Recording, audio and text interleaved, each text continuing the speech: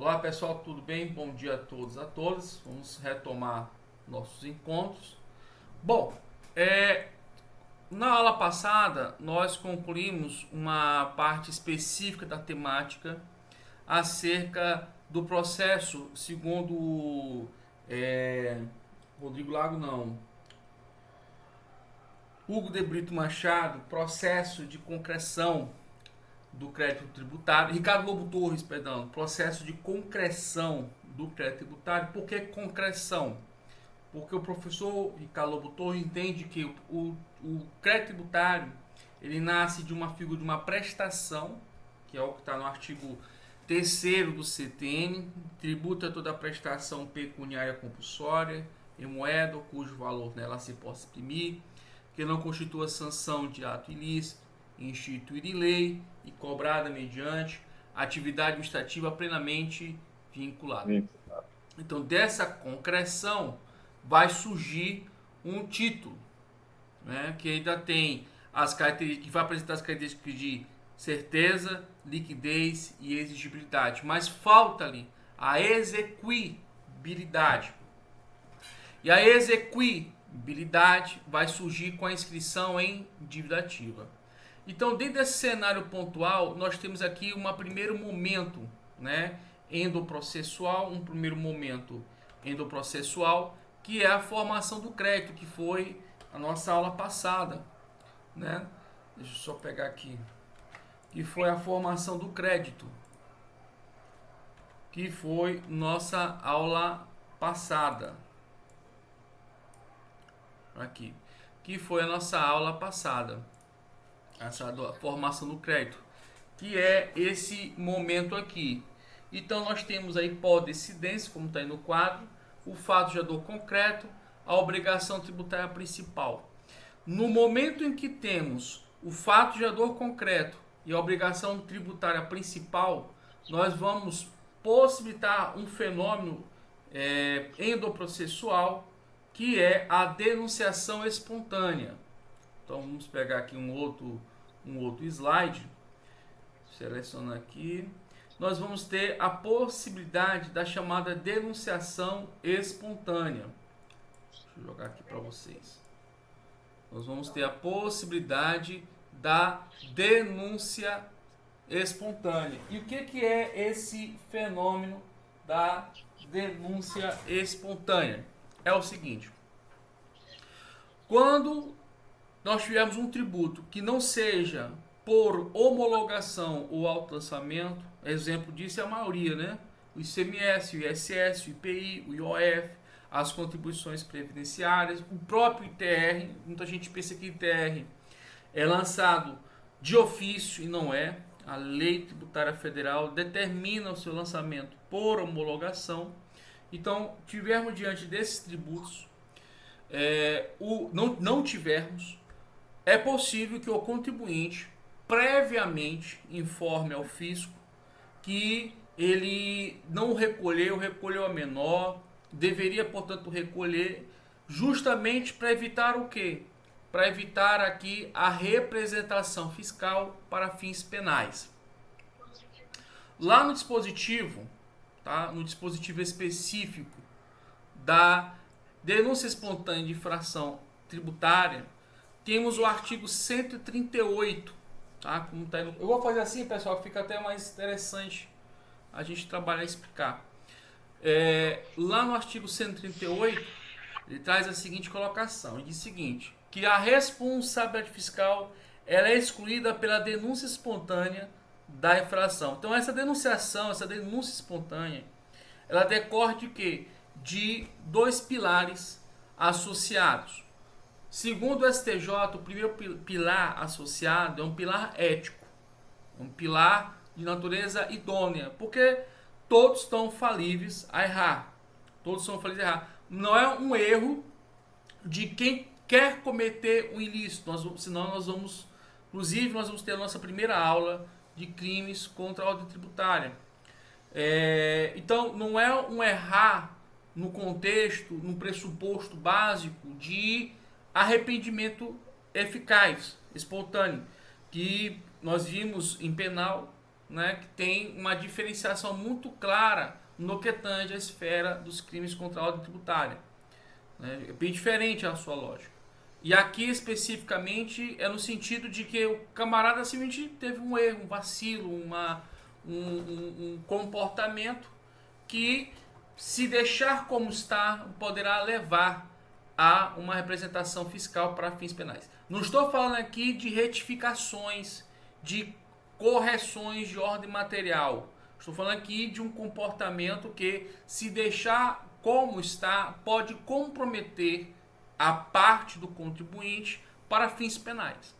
Então, não se trata-se de mero erros materiais, mas trata-se de um comportamento jurídico, uma situação causídica, em que pode gerar a supressão ou mesmo a redução da carga tributária.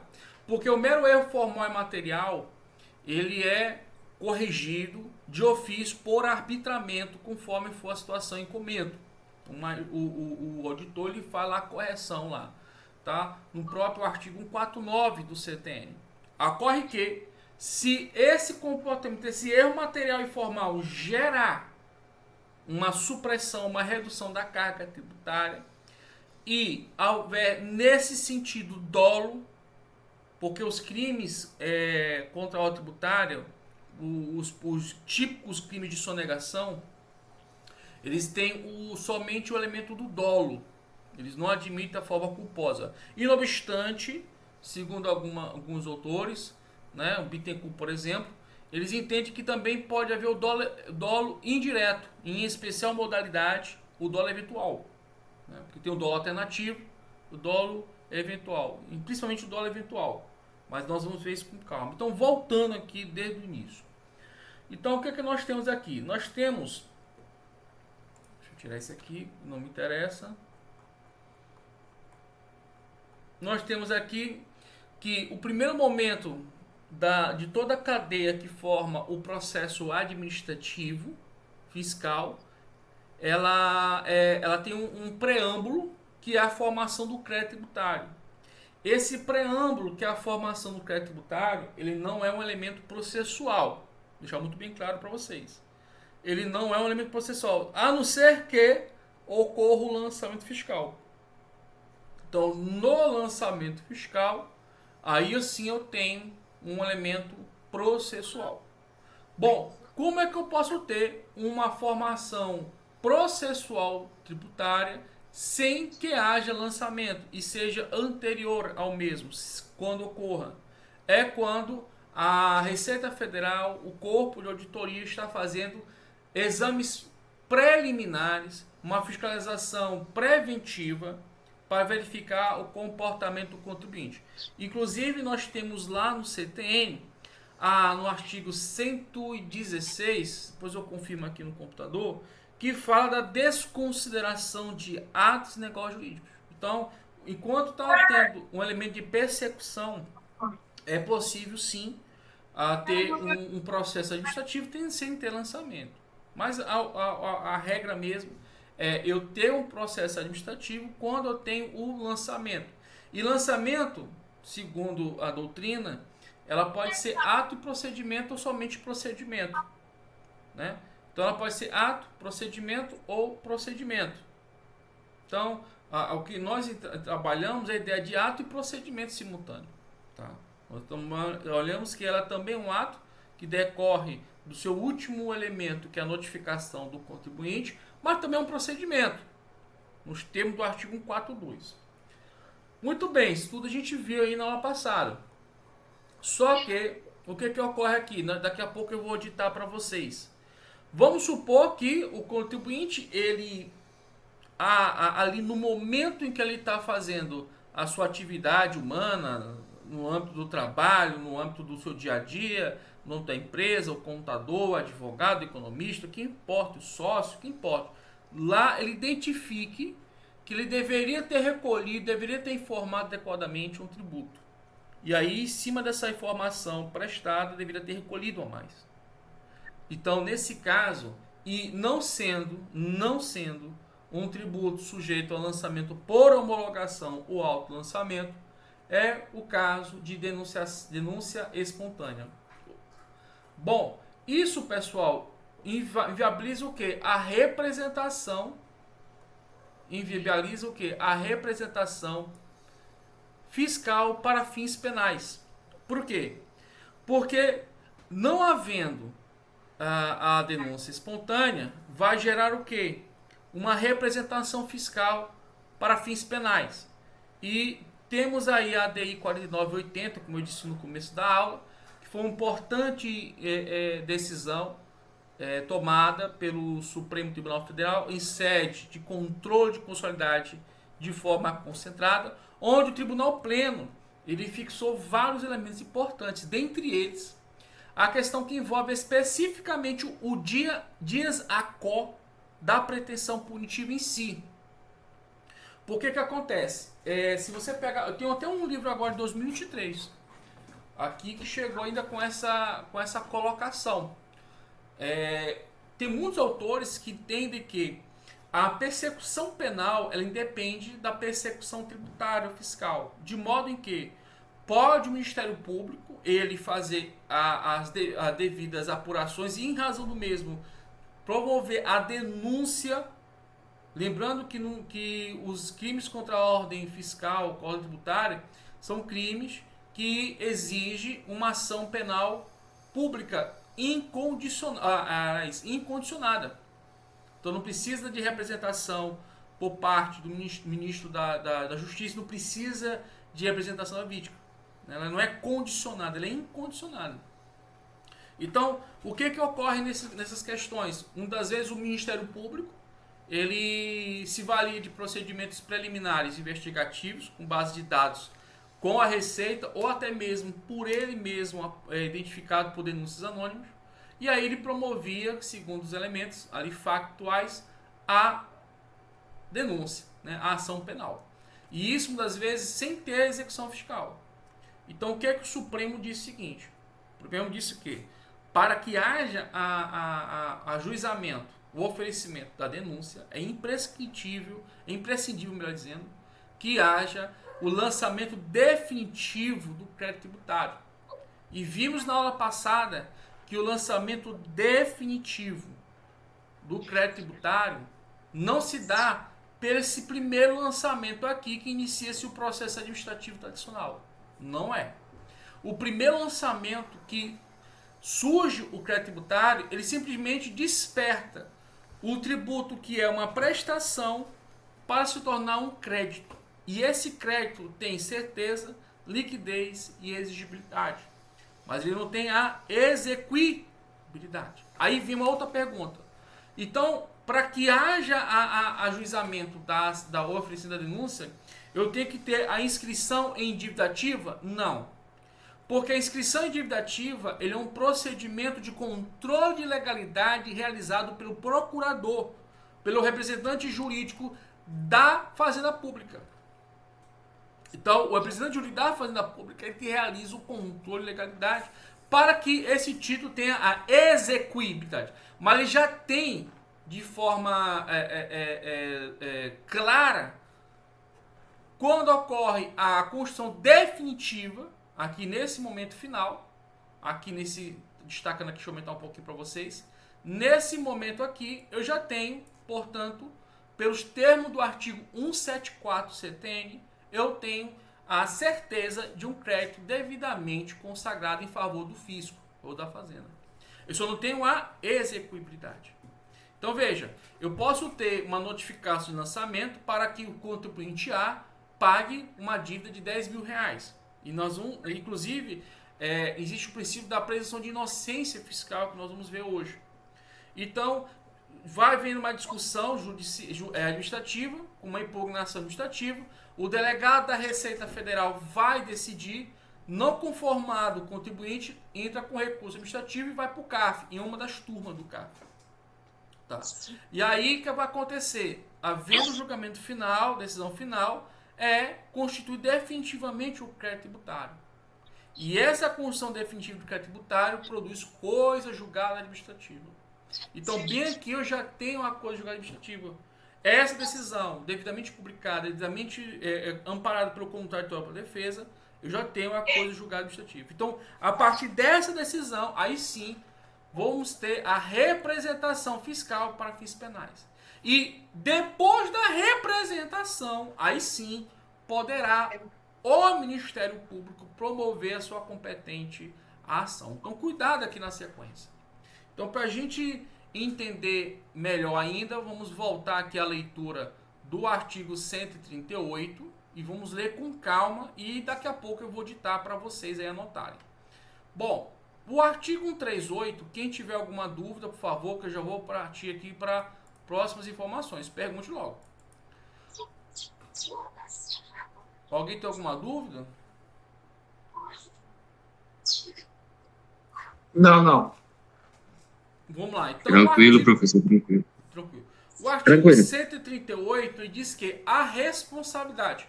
Pessoal, nós temos que entender que o CTN ele é uma boa lei, mas às vezes ele é atécnico em certas questões. Por exemplo, quando o CTN fala de fato gerador, às vezes ele fala de hipótese de incidência e às vezes ele fala de fato imponível. Porque o fato imponível que interessa para o advogado, para o contador, para o administrador, para o economista, na hora de ele fazer, tomar as suas decisões. Então, é ali que interessa. Tudo bem que a hipótese de incidência é importante porque não pode haver tributo sem ter lei instituindo. Então, a lei instituidora é que traz a hipótese de incidência. O que a doutrina fez para ajeitar isso aí?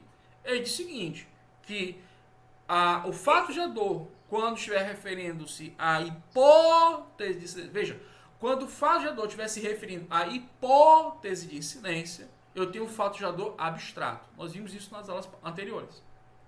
Mas, se o fato gerador estiver falando do fato imponível, ou seja, da situação em que o contribuinte ou o responsável gera ali o dever de pagar o tributo, recolher ao fisco o tributo, nós temos aí o fato gerador concreto. Então, fato gerador abstrato é o fato gerador que está lá na lei parada, no papel eletrônico, papel físico, ou seja, a hipótese de incidência. Já o fato gerador concreto é o fato imponível, que é o fato fenomênico do mundo real, em que impõe o dever de pagar o tributo. Por que eu fiz essa colocação inicial? Porque, mais uma vez, temos aqui a responsabilidade. Então, o CTN usou o termo responsabilidade para fazer referência a quem? A um terceiro que, por força da lei e diante de sua relação jurídica com o fato imponível, impõe o dever de pagar o tributo. Ou é a relação empregado-empregador, por exemplo. Por mais que o empregado pratique o fato gerador, quem recolhe o imposto de renda, quem recolhe o INSS, é quem? É o empregador. Cuidado que o FGTS não possui natureza tributária, tá? Então existe sim um dever de recolher FGTS e passar esse recurso para os cofres públicos, mas esse dever não é tributário, tá? É um dever de ordem, além de contratual trabalhista, mas também ligado, né, umbilicalmente aos direitos sociais. Muito bem, então o termo responsabilidade aqui, pessoal, é no sentido de responsabilizar-se por algo, certo? Não no sentido de ser o sujeito passivo, devedor de um tributo, ok? Então, a responsabilidade é excluída pela denúncia espontânea da infração. Essa responsabilidade aqui que é excluída é aquela que eu falei da responsabilidade, né, da representação fiscal para fins penais. Porque não há como ter, pessoal, uma denúncia do Ministério Público sem ter processo administrativo próprio finalizado com base no contraditório. É diferente do direito penal tradicional, em que o Ministério Público, com elementos, com seu convencimento, ele pode promover. Aqui não. Aqui não tem esse negócio de convencimento, não. Aqui ele tem que ter certeza para ele ajuizar uma ação. E mesmo assim, muitas vezes, temos problemas de discussões disso, nós vamos ver daqui a pouco, entre os termos denúncia genérica e denúncia geral. Então existe uma divisão muito clara aí. Bom, vírgula acompanhado, vê que está entre vírgulas, né? Então aí significa dizer que é um aposto. Então, acompanhada se for o caso. Por quê? Porque a denúncia espontânea da infração, ela é feita hoje, evidentemente, pelo forma eletrônica, né, por parte do contribuinte responsável, mas conforme for a situação, ela tem que vir acompanhada de pagamento, no caso do tributo devido. Agora veja, deixei aqui destacado, por quê? Porque não adianta o contribuinte ele denunciar o seu comportamento, que em tese é gerador de infração à legislação tributária, mas não acompanhar de juros de mora. E aqui eu queria deixar muito claro que o legislador ele afastou do contribuinte as penalidades pecuniárias. Porque veja só, se o contribuinte ele realizar a denúncia espontânea, mas ele não vir acompanhada dos juros de mora, que é o elemento inflacionário, que está muito ligado, se for tributos federais, à taxa Selic, às correções monetárias em gerais. Então, se ele não fizer essa correção, adequando o valor do tributo com a realidade fiscal necessária, idônea, posto que a moeda, ainda mais o real, ele tende a ter uma oscilação muito forte em razão de intempéries econômicas internacionais e até mesmo internas, seja de várias ordens, políticas, econômicas, estruturais, etc. Não vi um caso.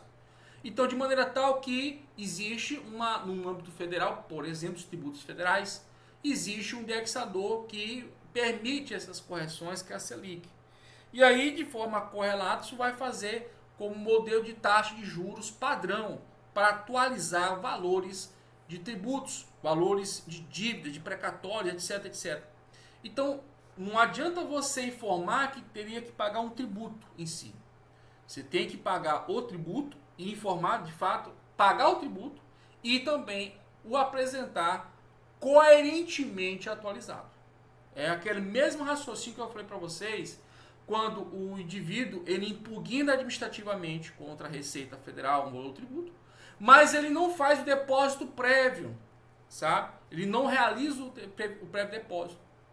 Então, se ele perder na esfera administrativa, ele vai ter que pegar o valor que supostamente está por ele custodiado e apresentar a nível 1 mais de depósito, mais de pagamento atualizado. Por isso que é interessante, até mesmo numa ação de consignação em pagamento, de ação anulatória, que por sinal a lei de execução fiscal exige o prévio depósito nesses casos pontuais, mas o STJ afastou essa exigência.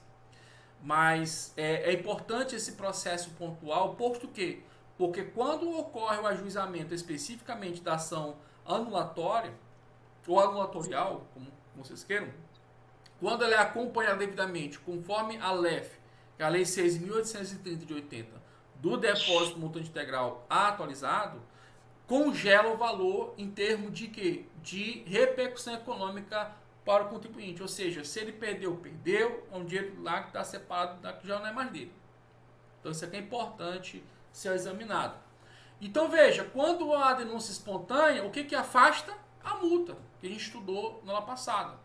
Porque o crédito, até foi uma pergunta do José. Professor, o crédito tributário, tributo. Eu falei, José, o crédito tributário, ele é como se fosse o bolo já feito.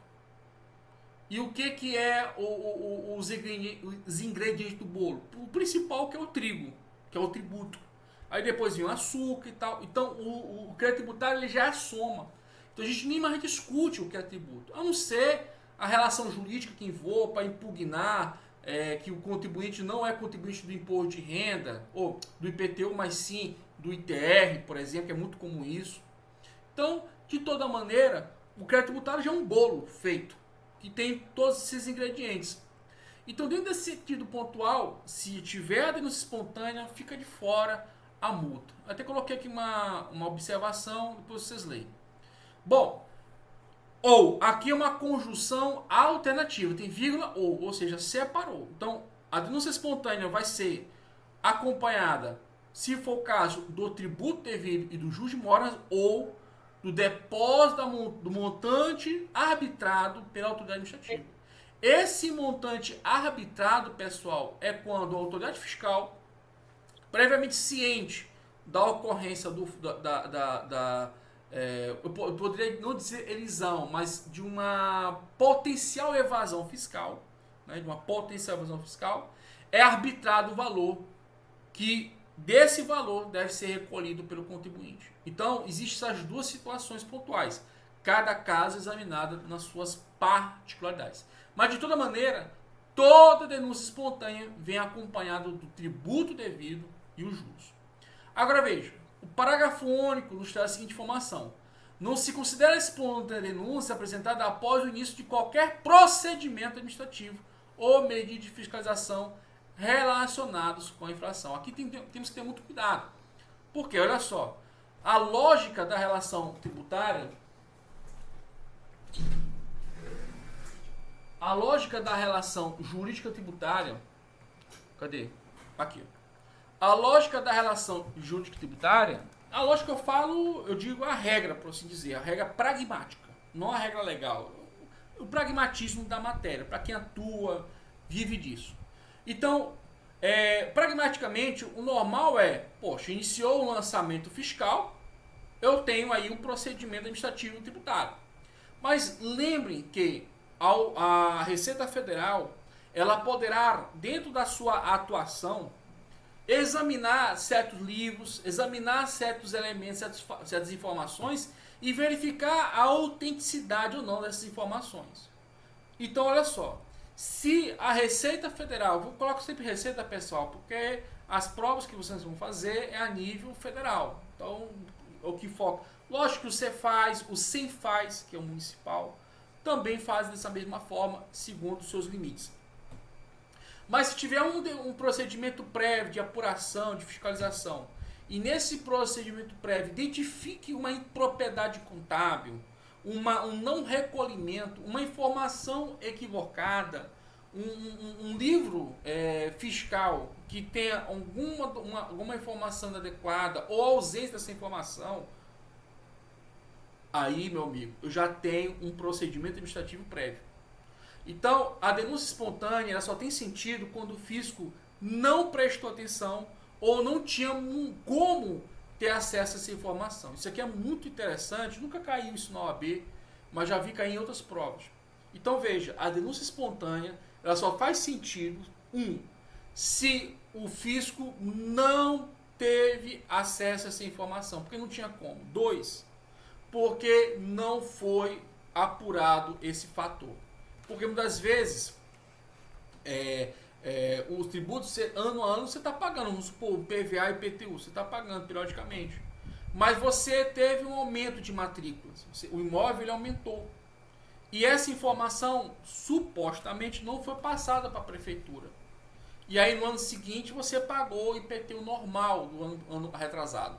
Sendo que você unificou matrículas. Então, aumentou o teu imóvel, evidentemente, você vai pagar mais de IPTU.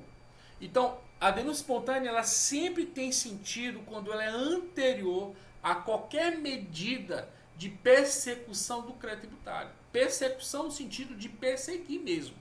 Existe a persecução penal e existe a persecução fiscal tributária. Na persecução fiscal tributária, o contribuinte ele tem dever de ser transparente com as informações. Mas suponhamos que não seja, no primeiro momento, seja por erro dele, não vem um caso, se a administração pública já tiver identificado esse erro, esse equívoco, essa ocultação, essa não informação, a denúncia espontânea não produzirá efeitos. Então temos que ter muito cuidado com isso. Então toda denúncia espontânea ela só faz sentido se tiver prévio procedimento, se não tiver prévio procedimento administrativo ou qualquer medida de fiscalização. Tá? Então, isso aqui é importante para ser examinado para vocês.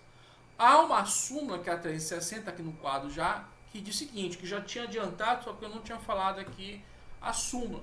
Ela diz que o benefício da denúncia espontânea não se aplica aos tributos sujeitos a lançamentos por homologação. Bom, por que a denúncia espontânea ela não se adequa a esse tipo de tributo? É uma questão muito lógica. Olha só. Os tributos que são lançados por homologação, eles têm como pressuposto elementar um pagamento antecipado do tributo devido. Então, pela legislação que rege as duplicatas, faturas, notas fiscais, nós vamos estudar isso não nessa aula, mas na próxima aula, você verifica que existe uma obrigação de gerar uma nota fiscal. Então, quando você já gera nota fiscal, pressupõe que você está informando para si, para o fisco, o valor do tributo que está sendo devido. Então, você já deflagrou o processo administrativo. Então, o imposto de renda, está lá o indivíduo que trabalha na empresa. Então, ele recebe o salário dele. Quando ele recebe o salário dele, ele já tem lá descontado o imposto de renda. Então, já houve a deflagração de um processo administrativo quando o empregador repassou esse dinheiro para a Receita Federal. Mesma coisa acontece com as contribuições previdenciárias. As contribuições previdenciárias em gerais, seja o contribuinte individual, seja o contribuinte do MEI, não interessa. Existe um recolhimento já realizado previamente. E isso gera o quê? Um prévio procedimento fiscal. Porque a gente só analisa a coisa no que tange a relação trabalhista ou na relação como empresário. A gente esquece que a coisa é mais ampla. Então, nesses tributos, não tem lógica alguma. Professor, o IPI, o IOF, inclusive o IPI vai sair. Eu fiz até uma tabela nova aí dos tributos novos. A gente tem uma informação pela mídia que vai diminuir o número de impostos, tributos. Pelo contrário, vai aumentar. Só que vai haver uma transição nesses processos e aí sim vai sair de fato. Porque nós vamos conviver ainda com tributos novos do sistema do IVA, né? Mas em conjunto com os tributos anteriores a 2023. Depois vai ter um fracionamento desses processos graduais, né? E aí sim nós vamos ter só um grupo específico de tributos. Mesmo assim, o artigo 153 ele foi incluído um novo tributo instituído, José anotou aí no caderno na aula passada, instituído por lei complementar. Então, não só existe o imposto sobre grandes fortunas, que é um imposto instituído por lei complementar federal. Existe um novo tributo específico para materiais e produtos que não sejam benéficos à saúde. Tá? E aí vai haver um tributo específico. Bom, eu falei demais. Eu vou agora ditar para vocês. Tudo bem? Podem anotar agora?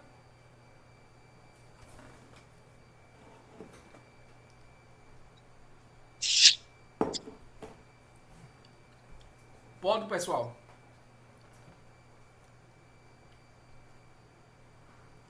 José, Adonis, Renato. Só um momento.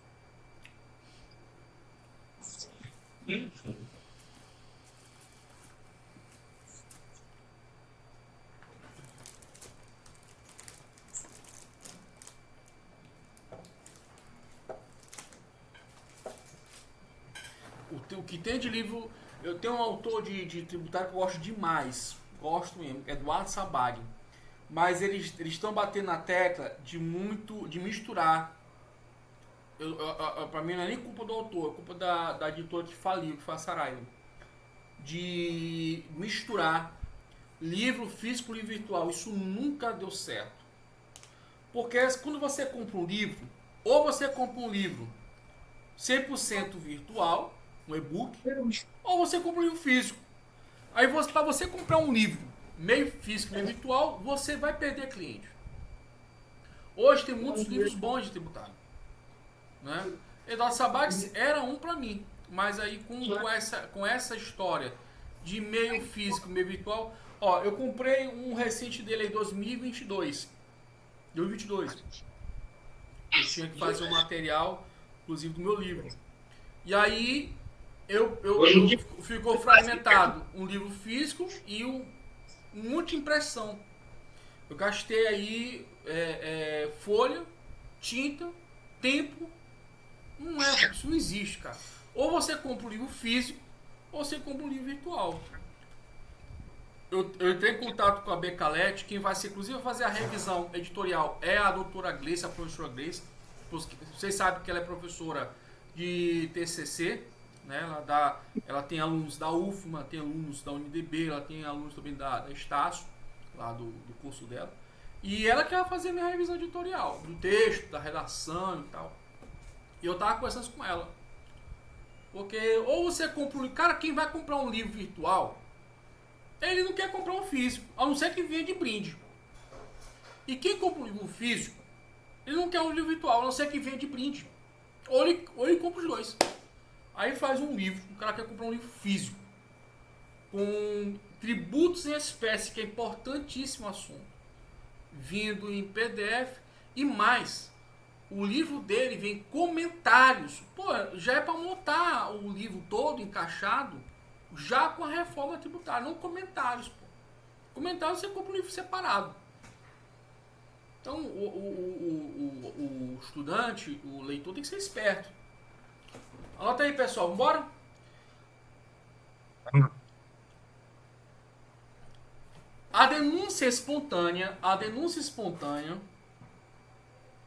A denúncia espontânea da infração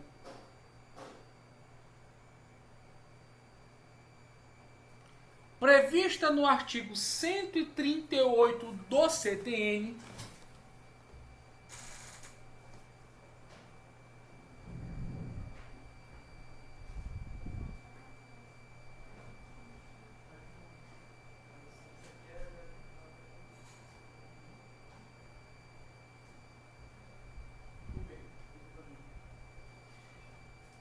colabora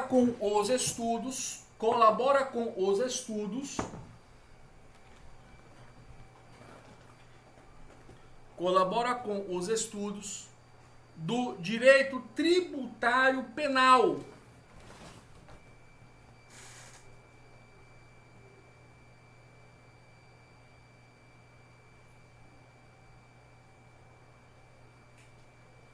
Direito tributário penal.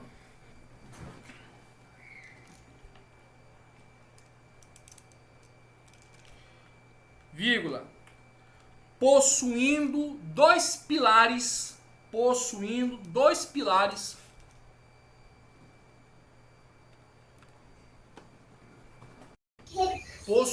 dois pilares. Vocês estão me ouvindo, pessoal? Sim, Tá melhor, né?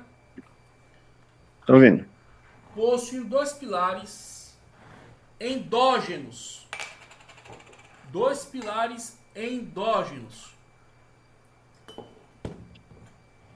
Quais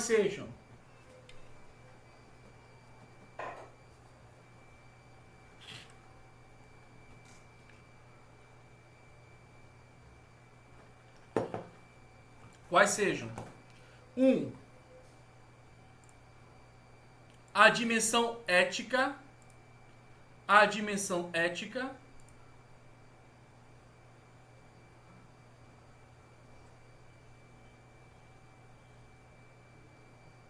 Professor, a dimensão o quê?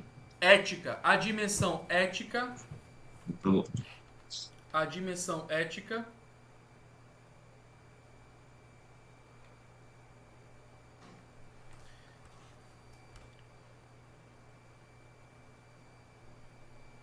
em que importa em custo de conformidade, de importância, tá? Não importa não, que importa em custo de conformidade. Abram parênteses e coloquem compliance. Deixa eu colocar aqui para vocês, peraí. Compliance. Custo de conformidade, compliance.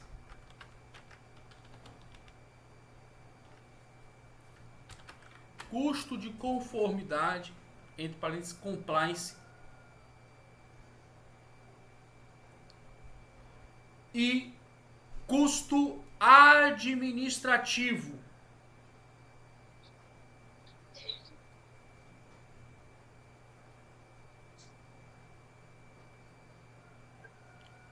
custo administrativo.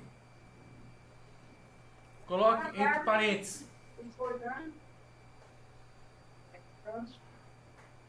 Custo quanto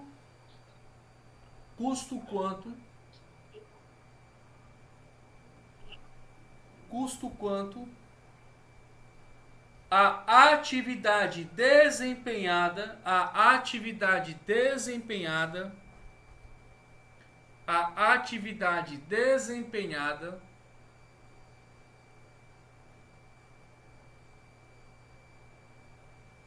pela máquina estatal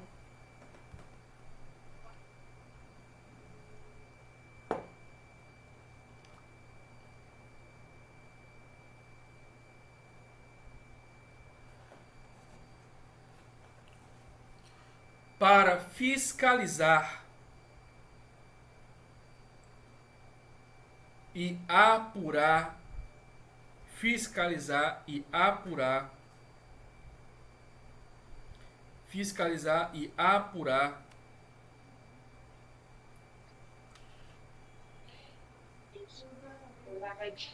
os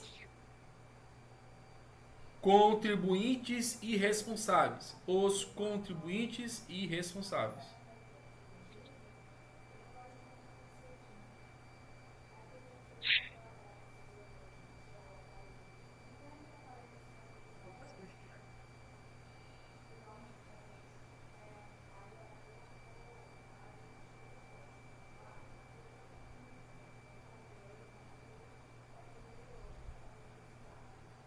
Certo? Tudo bem, pessoal? Tudo bem. Pode prosseguir? Vamos lá. Ponto, parágrafo. À luz da redação,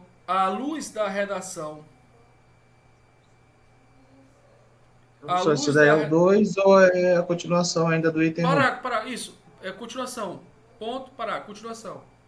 O 1 é o custo da compliance, custo de conformidade. E o 2 é o custo administrativo, Ah, sim, entendi. Obrigado. tá?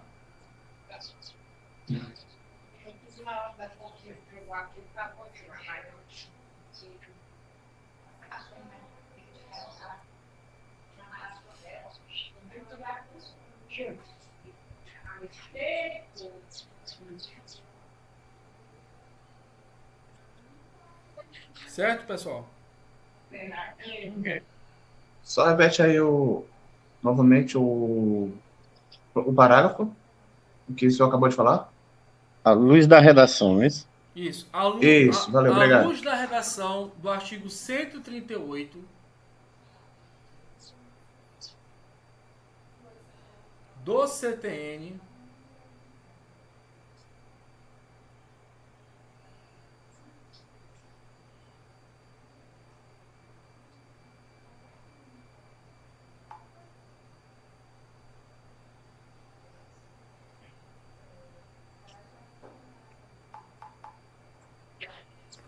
temos que a denúncia espontânea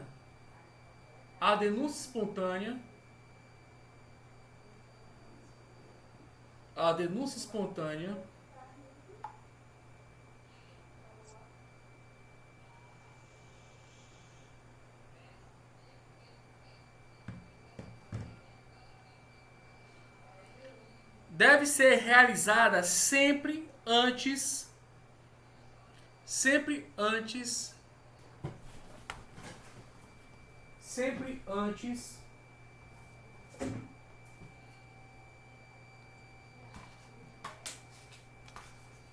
de qualquer medida fiscalizatória.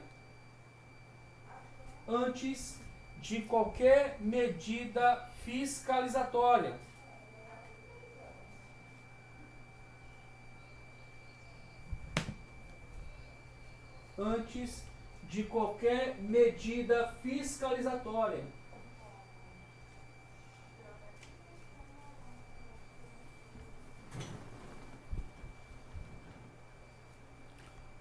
Vírgula. Acompanhada.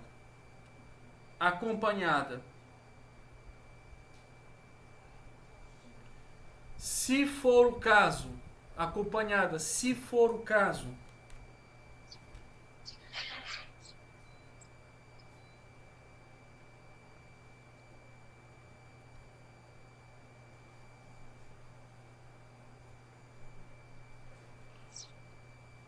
do tributo devido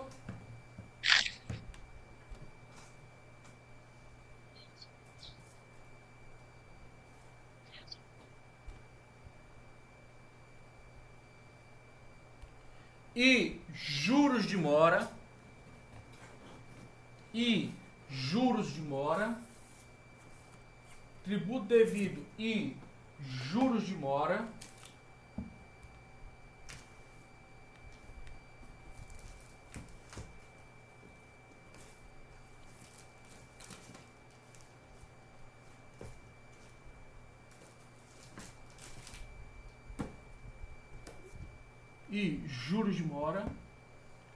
ou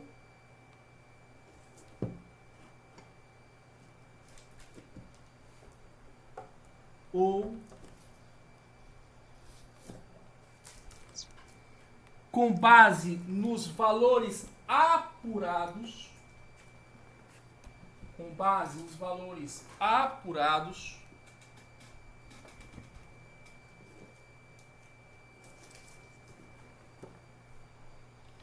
pela autoridade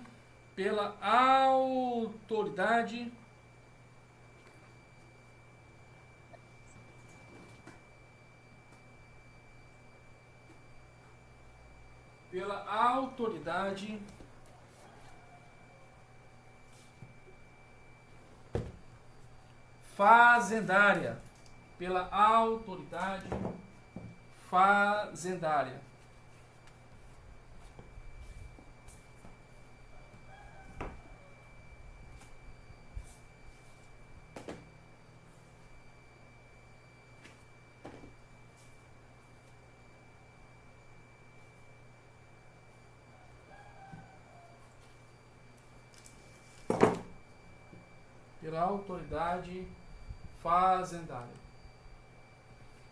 Tudo bem, pessoal? Bem. Aí tu coloca aí ponto e vírgula.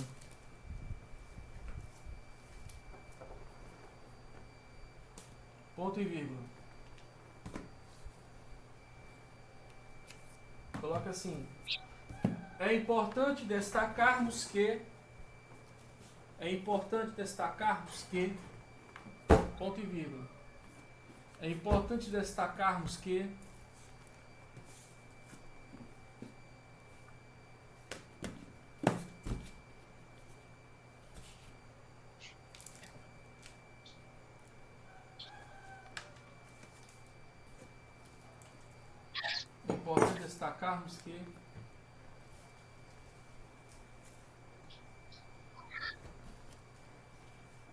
segundo a jurisprudência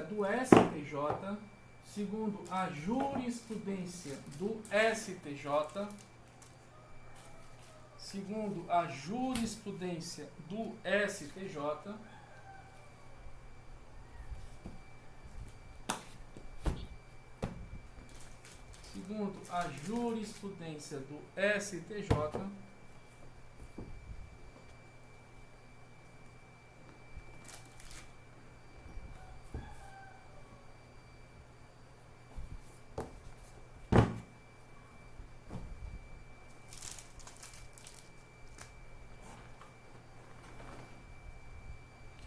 não se admite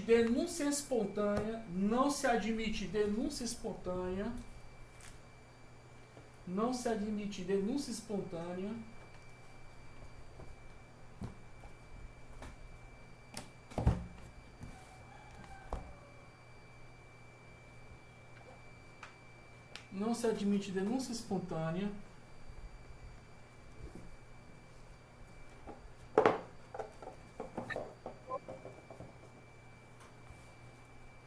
aos tributos sujeitos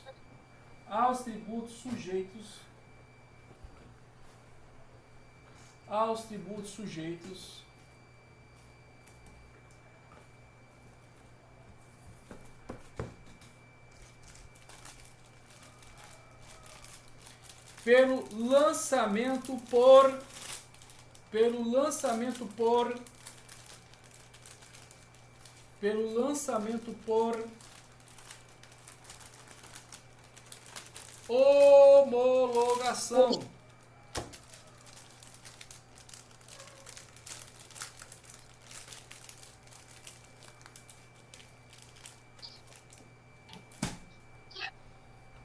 Homologação.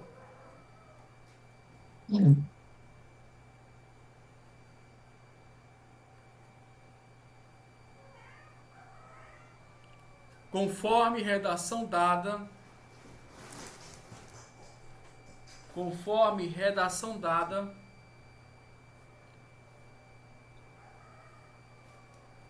na súmula do STJ número 360. Tá bem no quadro aí, ó. Se quiser anotar.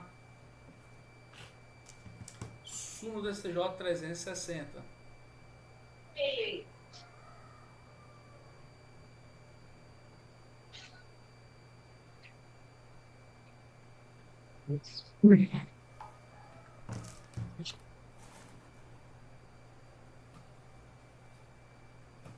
Tá? Ponto. Parágrafo. Outro parágrafo. Ponto. Parágrafo. Vamos lá.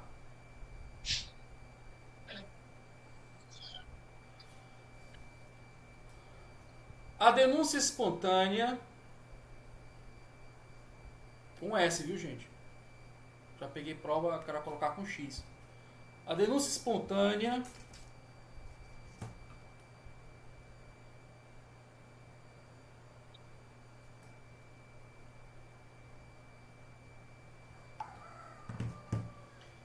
é uma forma de estimular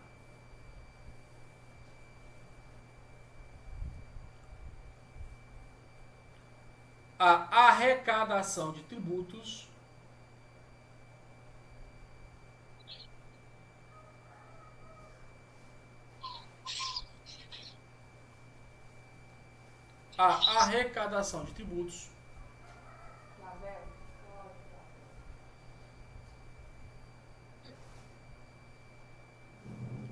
vírgula, coibindo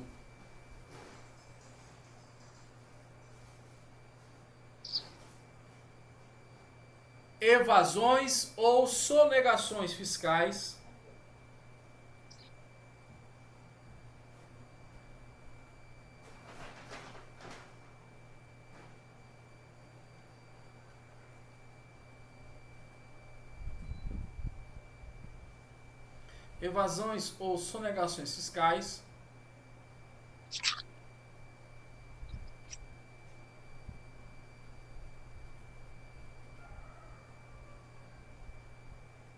vírgula, concedendo uma segunda chance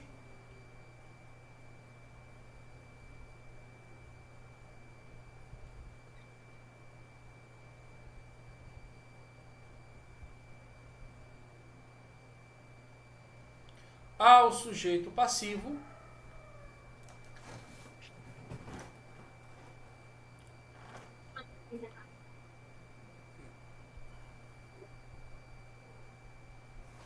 para que não haja representação fiscal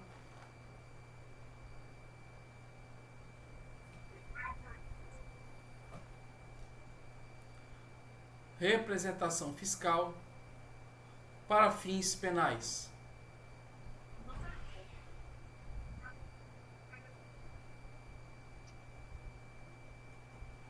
Pessoal, eu vou ampliar bem aqui, ó. Vocês colocam do jeito que tá aqui, ó. Ó. Enquanto vocês colocam ele tá no quadro, ó, presta atenção. Aqui, ó. Nos termos do decreto, tá aqui, ó. 75, 74. Eu falo igual às vezes como americano, né? Os Estados Unidos, a gente quando faz tudo em inglês, você sabe, pô. Aí você não fala, você fala os dois primeiros números, né? Esses dois últimos números. Enfim. Porque fica, eu praticamente falo assim, por exemplo, artigo 2045, né, do Código Civil e tal. Eu falo assim porque fica mais fácil memorizar. A DI 4980, Aí eu fico, entendeu? Eu acho mais fácil. Meus amigos, anotem aí do jeitinho que tá aqui. Enquanto isso eu vou falar uma história aqui para vocês. Pessoal, eu não estou dizendo que o membro do Ministério Público ele tem que ficar de braço cruzado esperando a boa vontade da Receita Federal em concluir o processo administrativo fiscal de lançamento. Não, a Receita Federal é órgão do Poder Executivo Federal, mesma coisa é o Cefaz, que é estadual, e o Cefaz municipal, são órgãos do Poder Executivo. Mas se o Ministério Público for propor sua competente ação penal, a sua denúncia, oferecendo, portanto, ela, ele não pode, diferentemente, pessoal, dos outros processos criminais, ele não pode fazer sem o exaurimento da esfera administrativa. E aí, eu vou dar daqui a pouco intervalo, aí vem um questionamento de qual a natureza jurídica do crédito tributário. Aliás, qual a natureza jurídica, portanto, de todos os recursos, né, que vão aos cofres públicos, seja as receitas públicas originárias, derivadas, qual a importância jurídica nesse sentido, em qual enquadramento jurídico ele se insere nas relações jurídicas. E aí vem a teoria patrimonialista e tal, mas eu vou explicar a vocês em momento adequado. Então, não estou dizendo isso. Só que se o Ministério Público for oferecer sua denúncia, ele tem que esperar a concretização da esfera administrativa. Agora eu vou falar uma outra informação para vocês. Olha só. Caso o contribuinte ou responsável venha a aderir a um parcelamento, certo? Lá no artigo 151 do CTN, nós temos lá um rol de causas de suspensão da exigibilidade do crédito fiscal. Lá tem um rol lá extenso lá de causas que impactam na suspensão da exigibilidade do crédito tributário, certo? O parcelamento é uma das hipóteses, mas também a impugnação administrativa ou recurso administrativo. Logicamente, se tem um recurso administrativo, é porque eu tenho um duplo grau de cognicidade. Eu tenho a delegacia da Receita Federal, pronunciou-se uma decisão, e aí eu vou para o órgão colegiado, para uma das câmaras do CAF, né, do órgão colegiado, vai decidir lá a matéria, conforme o regimento. Então o processo vai subir. O que importa aqui é o seguinte, que seja impugnação, seja uma liminar em mandado de segurança, seja uma concessão de tutela antecipada, calma. Tutela antecipada porque o 151 lhe fala essa expressão. Nós sabemos que é tutela provisória. O artigo 300 do CPC. Lei 13.105 de 16 de março de 2015. Isso aí tá, sabemos. Mas o parcelamento, olha só, preste atenção. O parcelamento, ele além de suspender a exigibilidade, ele é uma confissão de dívida. Então, ressalvado casos excepcionalíssimos. Quando você faz o parcelamento, você está confessando uma dívida. Você adere ao chamado programa de parcelamento. Então, a tua adesão ao programa de parcelamento gera a suspensão da exigibilidade do crédito e também vai gerar o que, pessoal? Olha só. Segundo o STJ, melhor dizendo, segundo a sexta turma do STJ, porque isso aí não é unânime.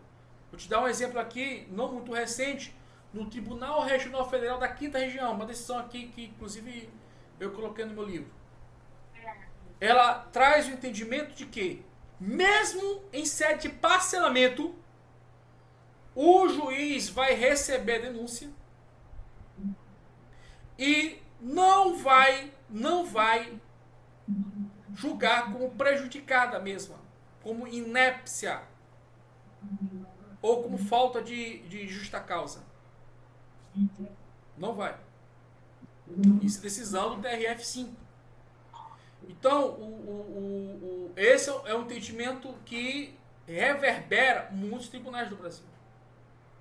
Mas o STJ, em vários momentos, não todas as turmas, mas uma especial, que é a 6ª turma do STJ, turma que está no seguinte entendimento. Presta atenção. A 6ª turma do STJ entende que quando o processo administrativo fiscal ainda está em andamento, ou seja, ainda está apurando, está ocorrendo a persecução do crédito tributário, não pode o Ministério Público promover a sua competente denúncia por força da súmula vinculante 24. Daqui a pouco vocês vão anotar. Depois do intervalo. São 10h27, 10h30 intervalo. 2. Mesmo ocorrendo a constituição definitiva do crédito tributário, eu vou no próximo momento, ainda hoje, vou voltar tudo de novo para a gente entender isso. Mesmo tendo a constituição definitiva, olha aqui pro desenho, ó. Olha aqui pro quadro. Mesmo tendo a constituição definitiva, que isso aqui, ó, é que é isso bem aqui, ó. Tá vendo? Mesmo tendo. E o contribuinte seguir ao parcelamento fiscal, não pode, por falta de justa causa, artigo 41 do Código de Processo Penal, falta de justa causa. Aliás, 41 do CPP e INEPS, esquece que eu falei. Por falta de justa causa, não pode promover a sua competente denúncia. Não pode oferecer a sua denúncia. Tá? Então, para a prova do exame de ordem, eu recomendo seguir a orientação do STJ, que diz categoricamente que, para que haja o oferecimento da denúncia, eu tenho que ter, no mínimo, 1. A constituição definitiva do crédito tributário, com base na súmula vinculante número 24.